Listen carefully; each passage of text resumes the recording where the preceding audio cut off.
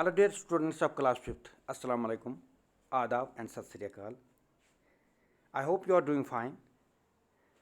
I am your teacher John Muhammad and I welcome all of you in this today's English class. Dear students, in this today's class we are going to discuss some questions and their answers from the lesson The Eagle. Yes, from this lesson, The Eagle, which is at page number 59 of the textbook of English from the Tulip series. As you know, we have already completed reading this poem. We have discussed this poem, this short poem by Alfred Tennyson in detail, in length and breadth in our previous class. So today I have decided to answer the questions that follow this poem. So let us start reading the questions and their answers. I have written the answers already to save our time. So let me read the first question. The first question, if you can see on your screen, is how does the eagle stand on the mountains? So this is the first question.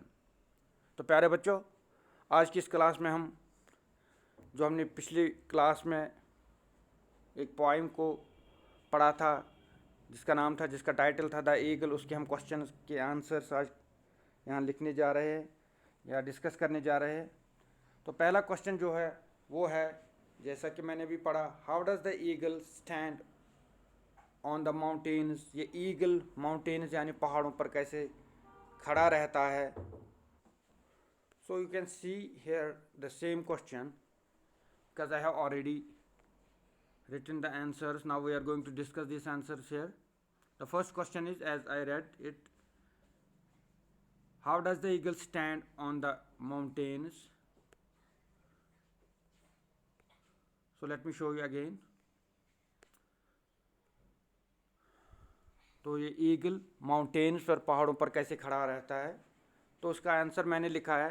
Let me discuss it. यहाँ पर answer है, the eagle stands on the mountains by holding tight the steep rocks. ये eagle खड़ा रहता है उन ऊंचे पहाड़ों पर बाय होल्डिंग टाइट पकड़, मजबूती से पकड़ने से, द स्टीप रॉक्स, वो वहाँ जो खड़ी चट्टानें होती है, वो खुरदुरी और खड़ी चट्टानें होती है, उनको पकड़ने से, यूजिंग इट्स क्लास. वहाँ पर क्लास को हैंड्स लिखा गया है पोइम में, तो उसके वो क्रुकुड क्लास होते हैं. And you can add crooked class. आप लिख सकते हैं कि यूजिंग इट इज क्रुकुड, जो स्ट्रेट नहीं होते हैं, उनको यूज़ करके ही वो उन चट्टानों को और पत्थरों को टाइट यानी मजबूती से पकड़ता है.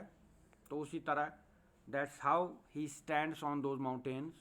तो the answer of the first question is the eagle stands on the mountains by holding tight the steep rocks using its crooked claws. You can add crooked word here. And the question number second reads like, अभी पढ़ते हैं question number 2. क्या question number 2 जो है, what does the eagle do on the mountains. यहाँ पर है what does the eagle do on the mountains. ये जो ईगल होता है माउंटेन्स पर, ये क्या करता है. If you remember, when we discussed this poem, when I explained everything in my previous video, मैंने कहा था कि ऊपर से ईगल जो है नीचे की ओर देखता है और नज़र रखता है. यानी इतनी ऊंचाई पर, इतने ऊंचे पहाड़ पर बैठ के नीचे इस समंदर की ओर देखता है, और उस समंदर के ऊपर जो लहरें पानी की होती है, those waves of water, they look like wrinkles or those folds on that sea. वो ऊपर से उसको ये जो समंदर दिखता है, एक तो समंदर को देखता है, लेकिन समंदर के ऊपर उसको खुसूसन वो वेव जो होती है वो रिंकल जैसी लगती है. तो मैंने आंसर जो लिखा है, I will show it. I am going to read. The eagle watches the sea lying, यहां पर है beneath, the eagle watches the sea, eagle sea को देखता है, वॉच करता है, देखता है। लाइंग बीनीथ, यहां पर है लाइंग बीनीथ, जो नीचे होता है, with its waves looking like wrinkles in the sea, उसकी जो वेव्स होती है पानी की उस सी में, समंदर में, वो रिंकल जैसी दिखती है। So the answer is the eagle watches the sea, eagle समंदर को देखता है, लाइंग बीनीथ, जो इसके नीचे होता है क्योंकि बहुत ऊंचाई पर होता है खुद, with it is waves looking like wrinkles, जबकि उसकी जो ऊपर से वेव्स होती है, पानी की लहरें जो होती है, वो रिंकल जैसी, वो फोल्ड जैसी होती है इन the C.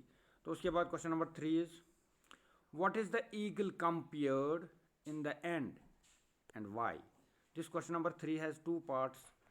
What is the eagle compared in the and, इस ईगल को इन the end of the poem किस चीज़ के साथ कंपेयर किया गया है, किस चीज़ के साथ मुशाबत दी गई है इन द एंड, आखिर में, एंड वाई। तो अगर आपको याद होगा, if you remember properly, I can show you again. So here you can see in the end, in the second stanza and in the last line, यहाँ पर लास्ट लाइन में लिखा गया है कि and like a thunderbolt he falls, यहाँ पर तो ये ऊंचाई पर होता है, वहाँ पर रुका हुआ होता है, पकड़े हुए होता है, बट इन द एंड यहाँ लिखा है and like a thunderbolt he falls, तो फिर वो बिजली की तरह, बिजली की स्पीड से, बिजली की रफ्तार से नीचे भी आ जाता है, और उसी टाइम नीचे आता है जब उसको कोई शिकार दिखता है, तो उस बिजली की रफ्तार से नीचे भी आता है, फिर उसको ज़्यादा देर नहीं लगती है। तो in the end this eagle has been compared by the speaker, it has been compared with a thunderbolt, एक बिजली जो आसमान से गिरती है उसके साथ इसको कंपैरिजन इसका किया गया है। So you can see what I have written here, in the end, यहाँ पर है answer, in the end the eagle is compared to a thunderbolt, अगर आपको दिख रहा है स्क्रीन पर, इन द एंड, आखिर पर, the eagle is compared, eagle को कंपेयर किया गया है टू ए थंडर बोल्ट, किस लिए, और यहाँ पर दूसरा जो हिस्सा है सवाल का, क्यों थंडर बोल्ट के साथ इसको कंपेयर किया गया है।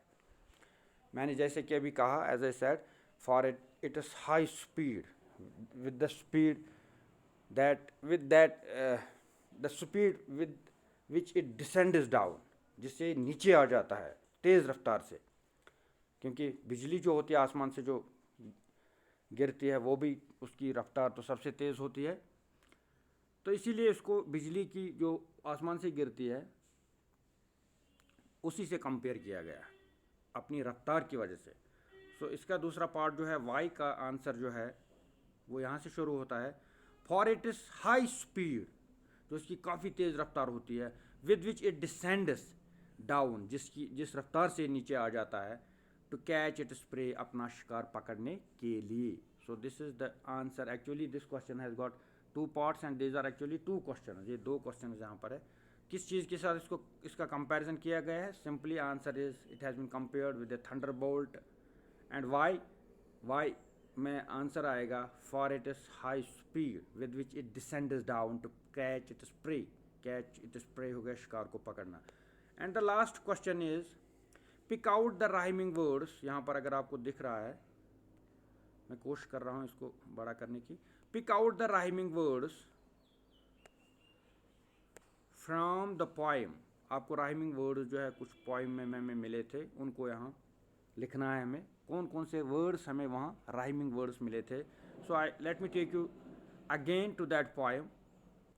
तो चलिए यहाँ पर हम फिर से पोएम पर आ गए, and now you can see यहाँ पर कुछ राइमिंग वर्ड्स है। I will read it again now. He clasps the crag with crooked hands, one word, hands, remember it. Another is close to the sun in lonely land, so hands, lands, one more word. Ringed with the azure world he stands. So यहाँ पर हमें 3 words मिले जो rhyming words है। First is hands, then lands and then stands. तो इसी तरह जब हम इसका दूसरा स्टेंजा पढ़ेंगे अभी, the wrinkled sea beneath him crawls, the wrinkled sea beneath him crawls, he watches from his mountain walls, and like a thunderbolt he falls. So crawls, walls and falls, these 3 words also they are rhyming words. तो यहाँ पर हमें hands, lands and stands, these 3 words are rhyming words. Then we have crawls, walls and falls. So we have again these 3 words as rhyming words. So in all we have 6 such words. तो यहाँ पर मैंने जो लिखा है answer इसका, the rhyming words from the poem, और poem से जो राइमिंग वर्ड्स हमें मिले वो क्या क्या है मैंने लिखा है, सिंपल है, हैंड्स, लैंड, स्टैंड्स। उसके बाद अलग से लिखा है crawls, walls and falls. So by this we have finished all the 4 questions of this lesson, of this poem, The Eagle.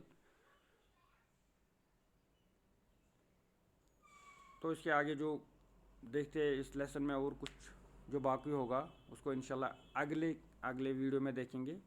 तब तक के लिए अपना ख्याल रखिए। अल्लाह हाफिज़।